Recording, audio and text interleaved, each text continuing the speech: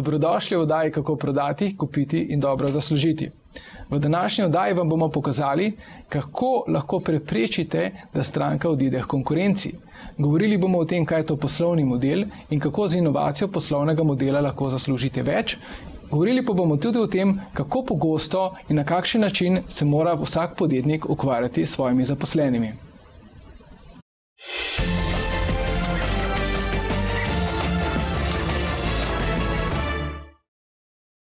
Vsi, ki se ukvarjamo z marketingom in prodajo, smo že večkrat slišali za kratico CRM.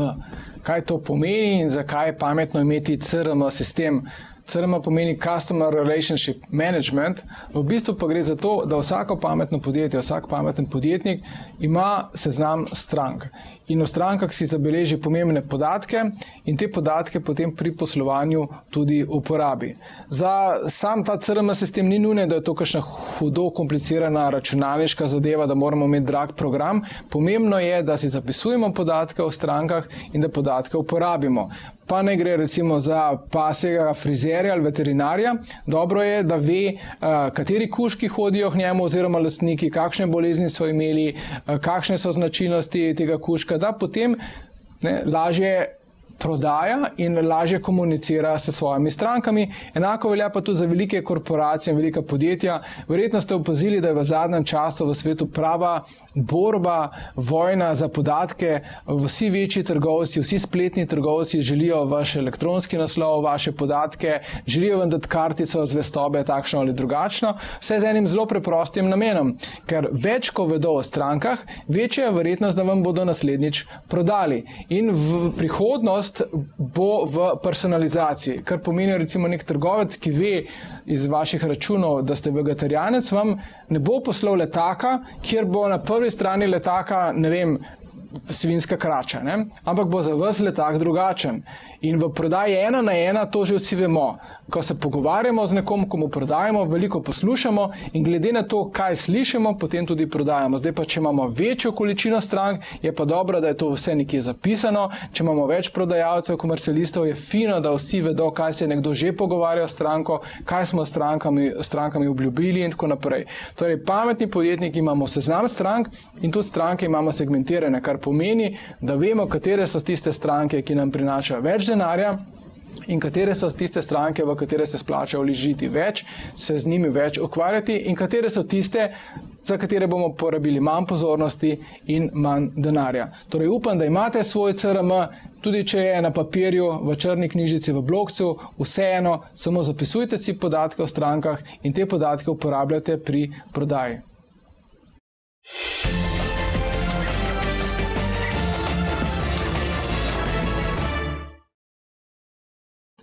Mitja, midva sva oba neke vrste marketinška svetovalca. A se tudi tebi zadnje čase dogaja, da čedalje več podjetnikov pritiskajo na cene, stranke želijo nižje cene, vse težje je prodajati. Ne vem, v kateri medij bi vložil denar, da bi vzbudil pozornost. Kaj se je zgodilo v zadnjih 5-10 letih? V bistvu je res. Zadnje čase se zelo velikokrat dogaja, da naročnik, ki pride po nek oglas ali pa neko promocijo, želi iz tistega, kar trenutno ima, narediti čim več. In to pomeni, da se moramo pogledati na trg, pogledati, kaj trenutno že drugi prodajajo. In v tistem trenutku zelo velikokrat vidimo, da se je zgodilo to, da konkurenca je enako misli. Čas je povozil marsikoga, produkti so enaki in v bistvu od nas zahtevajo skoraj nemogoče. Zgodilo se je to, da na trgu, kjer je že zasičen, vsi zelo veliko upijajo, zelo veliko oglašujejo, zelo veliko promovirajo svoje oglase oziroma svoje produkte, medtem ko po drugi strani pozabljajo, kaj je tista glavna vrednost, ki jo hočejo dati in ne spreminjajo tega. Torej, hočejo isti produkt prodajati samo še hitreje, še boljše, še več, medtem ko niso nič za to naredili. Hočejo narediti samo na marketingu. Zgodilo se je to. V starih časih smo imeli zelo veliko povpraševanja. In zaradi povpraševanja je bilo zelo enostavno delati posel. Ti si pripeljal iz tujine nek produkt, pri nas jih ni bilo in zaradi tega si bil v bistvu zelo uspešen. Nič nisi rabo kaj veliko narediti, tako ker prišel si v trgovino, pa si mogoče namignil, da tisti produkt, ki tam jih ni, jih pa ti imaš. In kontraband in podobne stvari čez mejo švercati, v bistvu sploh ni bilo problem prodajati. treba je bilo tudi v gostilno povedati, jaz imam kavo in kavo so kupovali, ker je v trgovini itak ni bilo. Potem se je zgodilo to, da so trgovine tudi se odprle, šla je kava recimo iz tujine, trgovine so bile polne, kar naenkrat je bilo treba oglaševati. In z oglaševanjem je bilo treba tekmovati s trgovinami. Trgovinami so imeli svoj način, mi smo imeli svoj način, oziroma kontrabanteri so imeli svoj način. In v bistvu se je začelo tudi to, da so ustanavljali svoje trgovine. Takrat je tudi Mirko Tuš začel nekje s svojimi trgovinami in tudi del njegovega dela je. Ne? Po drugi strani pri kavi, če je stvar tem, ne? Prišlo je do tega, da so male trgovince bile na začetku sposobne dobavljati iz tujine kavo, pri nas so bile pa uradne kave. In zaradi tega je bilo tudi spet lažje promovirati. Imeli so nekaj, kar v normalnih trgovinah ni bilo. Konkurenca seveda je bila. V zadnjem času je pa tako, da pravzaprav povsod dobite vse. Male trgovine, velike trgovine. Pa še na spletu. Se pravi, povsod. Vsi kanali so že polni vsega. Ja. No in zgodilo se je to, da je bilo potrebno razlikovati med samim produktom in marketingom. Marketing oziroma oglaševanje oziroma promocija deluje. V vsakem primeru deluje. Vendar je potrebno čedalje več energije in čedalje več sredstev dajati za to, da se sploh lahko kaj proda. Prišlo je do tega, da se marsikdo vpraša, ali je smiselno reklamirati toliko velik ali pa toliko velik sredstev v oglaševanje dati, ker jim pravzaprav pobere dober del dobička. In stvar, ki je potrebna razmišljati, je ta, ne, kaj zdaj kupcu dati drugače, zato da se bo še zmeraj lahko prodalo. In tukaj mislim, da je ta stvar, kar se je zdaj zgodila in kjer je naša naloga najtežja, ne, ko nekdo pride do nas pa reče, naredi mi te pa te oglase, ne, mi vprašamo, kaj imaš posebnega. In tukaj se ponavadi zaplete, ker kaj posebnega, seveda izkoristijo neke lastnosti, mogoče storitev malo drugačna in tako naprej, ali pa popust pri ceni. Vendar to niso tiste glavne, ključne prednosti, zaradi katerih nekdo kupi. In takrat moramo mi nazaj vršiti žogco in reči, kaj pa ti si sposoben v svojem poslu spremeniti, zato da bomo mi lahko rekli, evo, to je nekaj novega. Želiš povedati, da v bistvu oglaševalske marketinške agencije imajo lahko delo, če je ali produkt unikaten, ali poslovni model unikaten, ali če nekdo ima nekaj spet, kar je tako posebno, da v bistvu potem sem z enim stavkom poveš in rečeš, to je to. Recimo ena moja prijateljica v Belgiji ima firmo in oni garantirajo prenovo kopalnice v 24 urah. Se pravi, mi dva znava takoj reklamo za to narediti. Ne? Absolutno. Je že narejeno. Ja, že samo se pravi, če imaš neki, no, in kaj bi bile recimo zdaj po tvojem mnenju tiste karakteristike, značilnosti podjetij, ki pa uspešno prodajajo tudi v teh časih, ki je konkurenca velika. In da ne kričijo samo, kupite pri meni, sem cenejši. Dolgoročno je običajno tisti, ki je cenejši, tudi out of business, ne? Se pravi, konča slabo. Spet se bom malo nazaj potegnil, povrnil. Hec je v tem, včasih je bilo potrebno sam inovirati produkt. Včasih je potrebno storitev, produkt in podobno inovirati. Nekaj novega pogrundati, zato da je izdelek malo drugačen. Danes ni več pomembno samo inoviranje produktov, ampak je pomembno inoviranje poslovnih procesov oziroma poslovnih modelov. Amerika je že zdavnaj, 5 let nazaj, ugotovila, da inoviranje produktov in izdelkov sicer prinaša pomembne dodatke pri dodani vrednosti podjetja, vendar dodane vrednosti, ki pa izhajajo iz spremenjenih poslovnih modelov ali pa procesov, so pa bistveno večje. Zdaj, če gledamo sam Ameriko kot en tak primer nekih podjetij z drugimi poslovnimi modeli, ne? Facebook, Google, to sta tipična dva, ki sta uspela z popolnoma drugačnim poslovnim modelom. Zastonj sta dajala, ampak sta najbolj nekje promovirana in tudi znata izkoristiti. Se pravi, kupcem samim dajete brezplačno, medtem ko oglaševalcem zaračunavate. Na našem koncu imamo en lep primer, čudovit Outfit 7. Mogoče ne poznate po imenu samem. To je ti smuc na telefonu. Tako, to je Maček Tom. Maček Tom, ta je bila prva uspešnica, nekaj milijonov downloadov, to se pravi 600 milijonov, inštalacij so imeli, medtem ko danes imajo z vsemi skupaj po zadnjem podatku 600 milijonov inštalacij. 600 milijonov inštalacij za njih pomeni en ogromen kapital, ampak dali so jih brezplačno. Kje bojo dobili denar nazaj?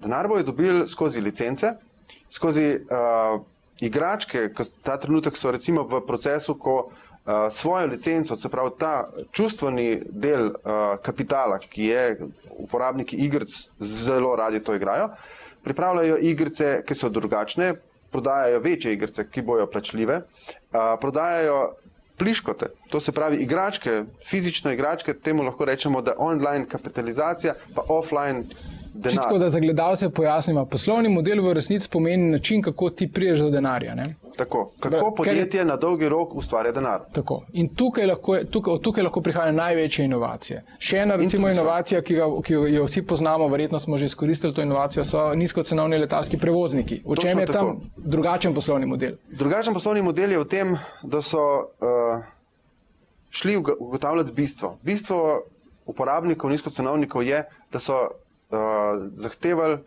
prevoz med točko A in B. To je bilo to. In ko so ugotovili to, da so uporabniki pripravljeni žrtvovati svoje udobje, zato da bojo lahko iz točke A v točko B prišli veliko ceneje, je bila zgodba napeljana. Sami veste, da Ryanair, da se ne ukvarjamo s samimi imeni, ne, EasyJet in tako naprej, mislim, da celo sem od tebe zvedel informacijo, ne, Ryanair bi celo WC-je ven zmetal. V kino, če bi mu to dovolili. Zato, ker je lastnik rekel, jaz vem, kaj od mene želijo. Pridete iz točke A na B, čim cenejše. Tako. In zdaj, finta je glih v tem, da so na trgu, ki je bil zelo zasičen, ki je bilo ogromno ene konkurence, kjer so podjetja propadala, ker niso se prilagodila, je prišel nekdo čist iz nule, dobesedno, ne, in ustvaril podjetje, ki je ta trenutek zelo konkurenčno vsem ostalim letalskim prevoznikom. Ok, to so tuji primeri. Ampak mogoče bo kdo rekel, jaz sem pa lokalni pek, imam pekarno. Kaj ne pa jaz naredim, Miti Aleš? Kaj mi predlagate? Pri samih spremenjenih poslovnih modelov gre za to, da se človek vpraša, kaj je bistvena vrednost, ki jo prodajamo kupcu. In iz tega izhajamo, plus, da se vrnemo nazaj na neke izhodišča podjetja, kjer smo bili na začetku. Hec ni v tem, jaz imam trgovino in zdaj bom prodajal ene hlebčke, pa bom pa še malo drugačne hlebčke. To ni inovacija poslovnega modela. Inovacija poslovnega modela je, da se obrnete, recimo, da se pek spomne, zdaj čist bluzim, ne, da se pek spomne in dela kruhke v obliki logotipov in jim prodaja v taki obliki. To se pravi, to je nek del. Še vedno je kruh, ampak je druga funkcija. To bi potem kupovala podjetja za darila svojim poslovnih partnerjem. Njegova glavna vrednost pa je dober kruh. Ja. Ampak prodaja ga pa skozi kanal, ki ga je spremenil, lahko ga prodaja na tak način, to se pravi reklamnim agencijam ponuja, zato da bojo oni prodajali naprej. Se pravi, zamenja lahko način, se pravi poti, kako prodaja. Gre za to, da imamo do kupca, se pravzaprav ukvarjamo z čustveno vrednostjo, to se pravi odnosom z kupcem, na kakšen način ga bomo pridobili k sebi, in z distribucijo, kako se pravi prednesemo našo vrednost kupcu. In zdaj največ inovacij je lahko ravno na tem, kako kupcu prenesemo svojo vrednost, svojo ponudbo. Pri igračah oziroma pri igricah na internetu je seveda glavna vrednost je zapravljanje časa. Pustimo to, da je to udobje pri zapravljanju časa, ampak to je zapravljanje časa. In ta čas ga mi prodamo zato, da te uporabniki gledajo oglase. Uporabnik je to dobil zastonj. On je to zahteval in želel. 600 milijonov downloadov pri tistem prejšnjem primeru je ogromna številka. In hkrati, ker je ogromna številka, je nekdo pripravljen za to, da oglase prikaže tem 600 milijonom ljudi, pripravljen plačati.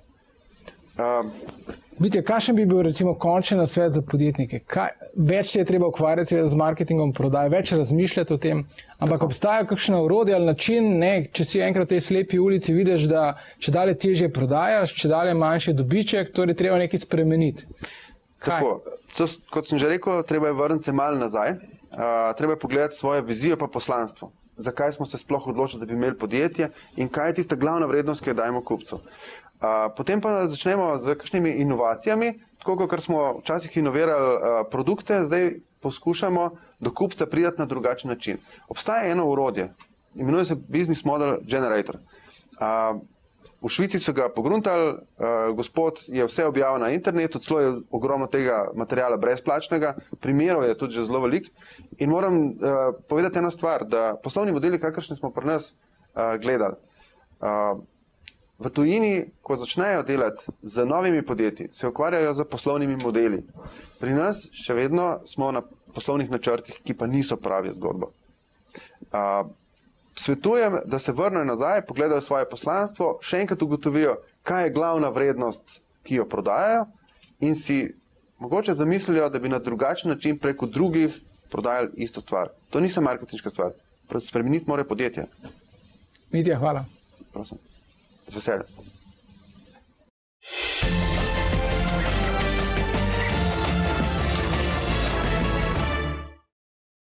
Prepričan sem, da ste že slišali za Wikipedijo, to je spletna stran na internetu, kamor lahko vpišete kakšno svoje vprašanje oziroma karkoli vas zanima, in to je neka spletna enciklopedija, ki je vsem uporabnikom interneta dostopna brezplačno. Na drugi strani imamo pa recimo enciklopedijo Britannico, ki je pa plačljiva storitev, in tudi z gostom sva se pogovarjala o različnih poslovnih modelih. Torej na internetu imamo dve enciklopediji, ena je za plačati, druga je brezplačna. Zanimivo je recimo, da je enciklopedija Britannica je do predlani izhajala tudi v knjižni obliki.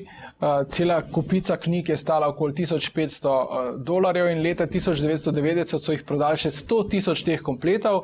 Lani so pa po 244 letih ukinili tiskano izdajo britanske enciklopedije. In torej obe enciklopediji sta pa dostopni na spletu. Ena je plačljiva, druga brezplačna. Kako je možno, da obstajata dva poslovna modela, dve različni enciklopediji, dva vira podatkov, in nekateri ljudje iščejo brezplačno, drugi so pa pripravljeni za podobne informacije ali pa mogoče malce kakovostnejše informacije tudi nekaj plačati. Poglejte, brez veze, da ugotavljamo, zakaj je tako, tako pač je. Tudi knjigarne so vedno obstajale in knjižnice, in večino knjig, ki jih lahko kupimo v knjigarni, si lahko sposodimo v knjižnici brezplačno, pa vseeno ljudje knjige tudi kupujemo. Ko pripravljamo nek poslovni model ali karkoli na spletu ali pa v realnem življenju, se moramo zavedati, da so za različne storitve vedno pripravljeni ljudje plačati različne cene. Nekaj bo šlo brezplačno, nekaj bo šlo po neki zmerni ceni, nekaj pa po visoki ceni. V vsaki panogi so cenovni razredi in enako je tudi pri prodajanju informacij. Vam pa seveda svetujem, da čim večkrat pogledate na kakšno spletno enciklopedijo, na Wikipedijo ali pa britansko enciklopedijo in preverite podatke, ki jih sicer spremljate v medijih, ali se dodatno pozanimajte.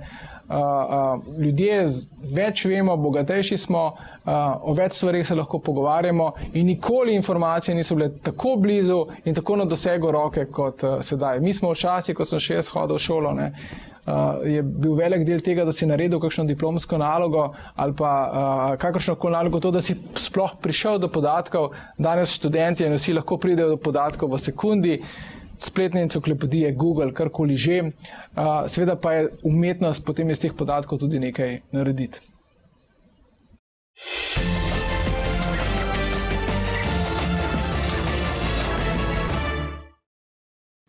Večina ljudi pravi, da bi radi imeli več denarja, da bi bili radi bolj bogati.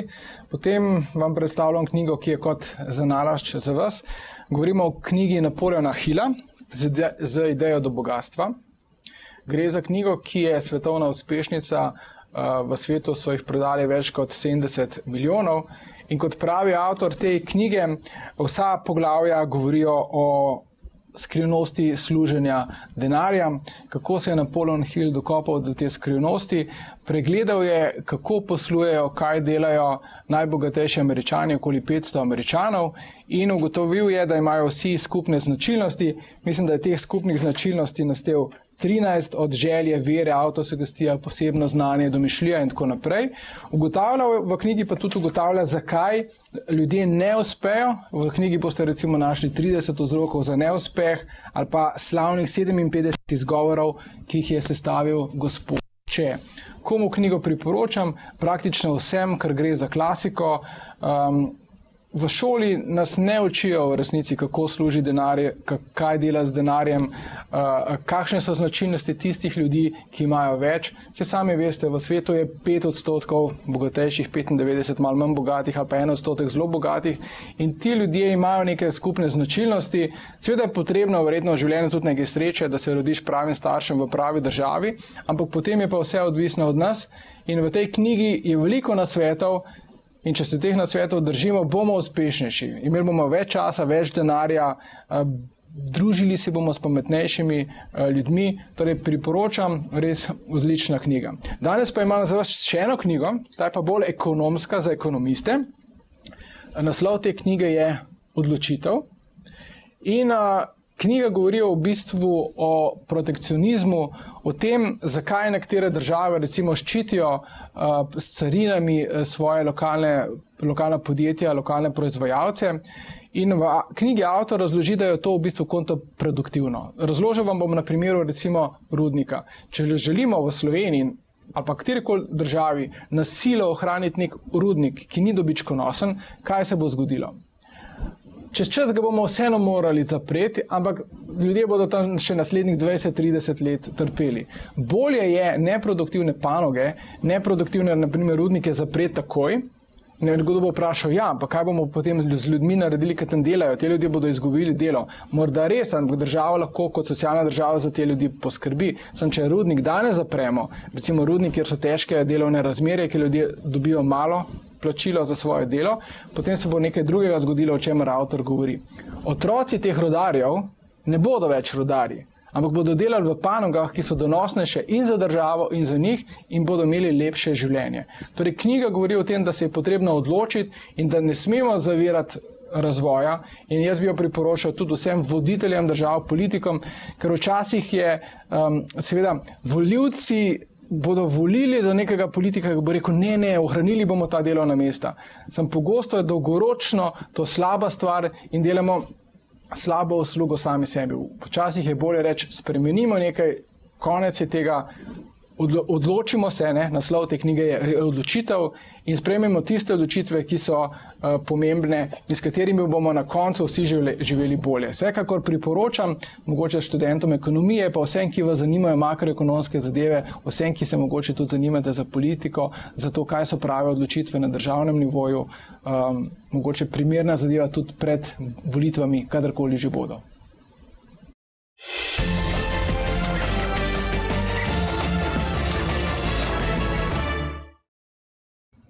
Nahajam se v vulkanizerski delavnici v Novem mestu. Verjetnost, da bom tukaj kdaj zamenjal gume na svojem avtomobilu, je dokaj majhna. In to iz dveh razlogov. Prvič, ker sem Ljubljančan in dokaj redko pridem v Novo mesto. In drugič zato, ker mi je moj vulkanizer naredil nekaj takšnega, zaradi česa zelo težko odidem konkurenci.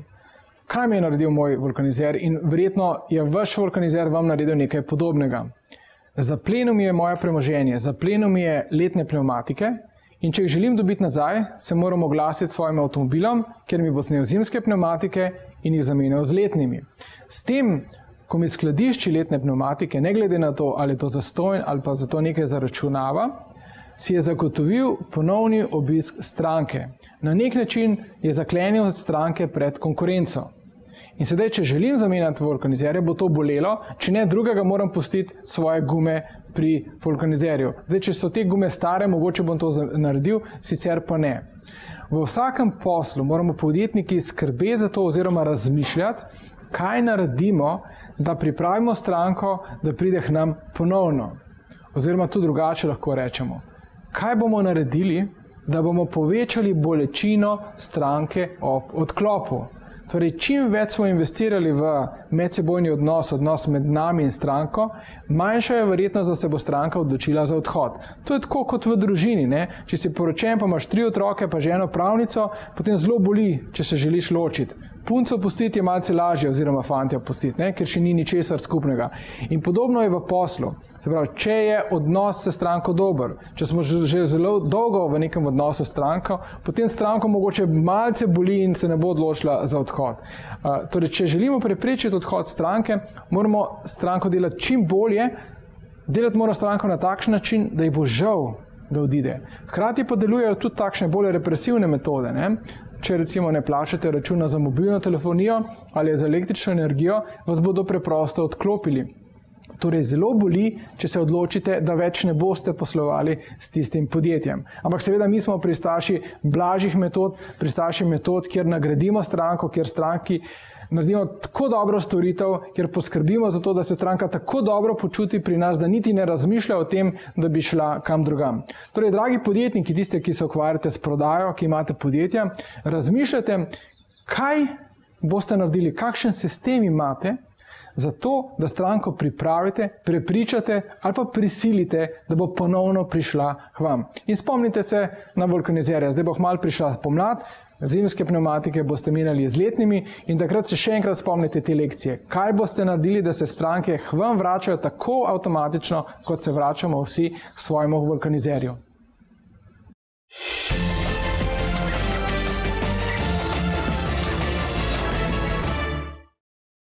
Gledalka Anja sprašuje, kako pogosto se mora pogovarjati z zaposlenimi, kako pogosto moramo imeti sestanke.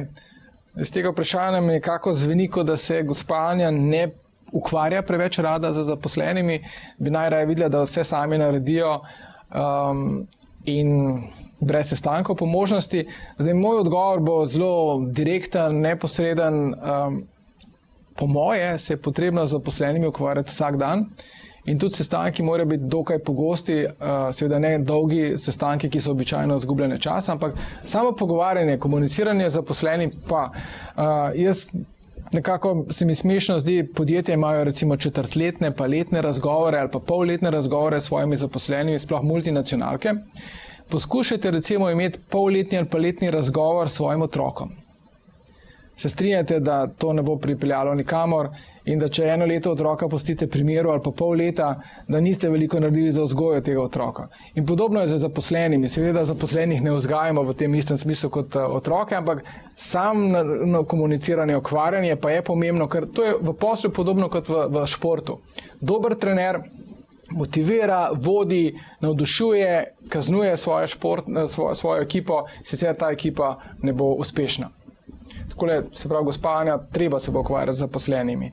Gospod Bogdan pa sprašuje, pravi, da ne najde dobrega potnika, prodajalca, pa kako mu mi lahko pri tem pomagamo. Verjetno ste kje slišali, da je brezposelnost čedalje večja, ampak jaz razumem gospoda Bogdana, večina podjetnikov jamra ravno pravi, da ja, mogoče je brezposelnost, ampak dobrih zaposlenih pa ni oziroma jih je težko najti. Torej, moj nasvet je naslednji. Prva stvar, vprašati se morate, koliko ste pripravljeni plačati za dobrega komercialista, dobrega prodajalca, zato ker tisti, ki so res dobri, imajo že službe in so pripravljeni prestopiti v nek drug klub, v drugo službo, če bodo imeli dobre pogoje. Pomembno pa je tudi, kaj prodajate. Ker dobri prodajalci izbirajo podjetja po tem, koliko denarja dobijo v novem podjetju, kakšno je okolje, radi pa grejo tudi v podjetja, kjer imajo občutek, da bodo z lahkoto prodajali tisto, kar prodajate. Torej, če imate zastarel poslovni model, če prodajate nekaj, kar se težko prodaja, potem boste nažalost tudi težko dobili dobrega prodajalca. Ker dobri prodajalci imajo nos za produkte, za izdelke, za storitve, ki grejo dobro v promet. Torej, pripraviti boste morali odlične pogoje, najboljša je primerjava s športom. Če želite imeti Mesija, morate imeti zelo veliko denarja, ampak tudi ne bo šel v katerikoli klub. Šel bo samo v tiste klube, kjer se mu zdi, da bo napredoval kot nogometaš. In podobno velja za uspešne zaposlene prodajalce, kogarkoli. Ustvarite odlično okolje, ponudite dobro plačilo in pomaga, da če prodajate nekaj, kar se tudi sicer odlično prodaja. Če pa kar s tem ni v redu, potem pa je možno, da res težko dobite človeka. Če niste pripravljeni plačati dovolj, če ni službe, avtomobila, telefona, računalnika in tako naprej, potem ne boste dobili Mesija, boste dobili nekoga, ki je mogoče še začetnik, ki se uveljavlja, bo dober, ampak ga boste morali še malo vzgajati.